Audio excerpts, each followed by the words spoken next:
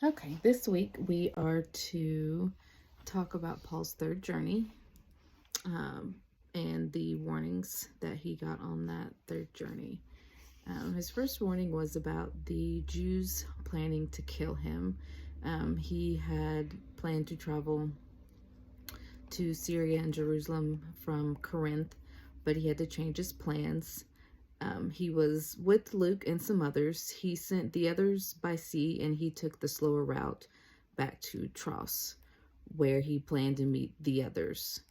Um, he learned that the Jews were planning to kill him in the harbor of Cenchrea.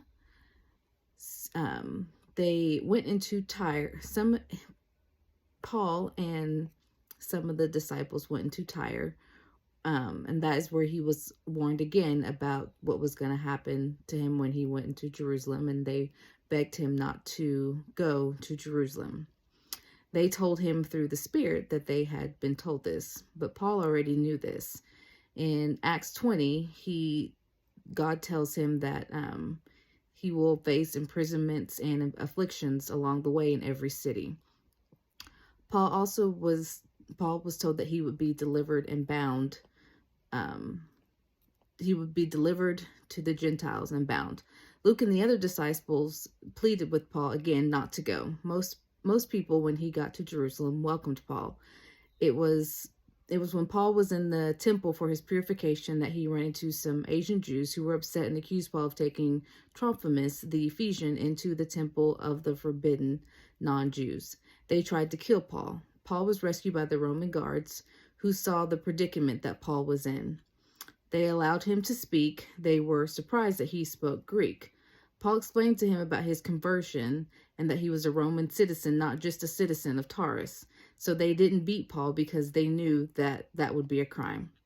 The next day, Paul was taken to the Jewish Supreme Court. He stood before Aeneas and told him that he was the son of a Pharisee. Later that night, the Lord came to Paul and said that his afflictions were not over yet. And he told him that he would have to bear witness in Rome. Paul's nephew learned that there was going to be an assassination of Paul, that 40 Jews had planned to assassinate him. He warned Paul of this, and Paul told the commander of the barracks at the Antonia fortress.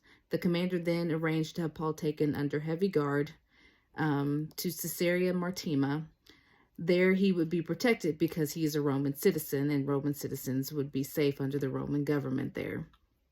I think if I were in this type of predicament and someone was threatening to kill me, I would be scared. But it's different.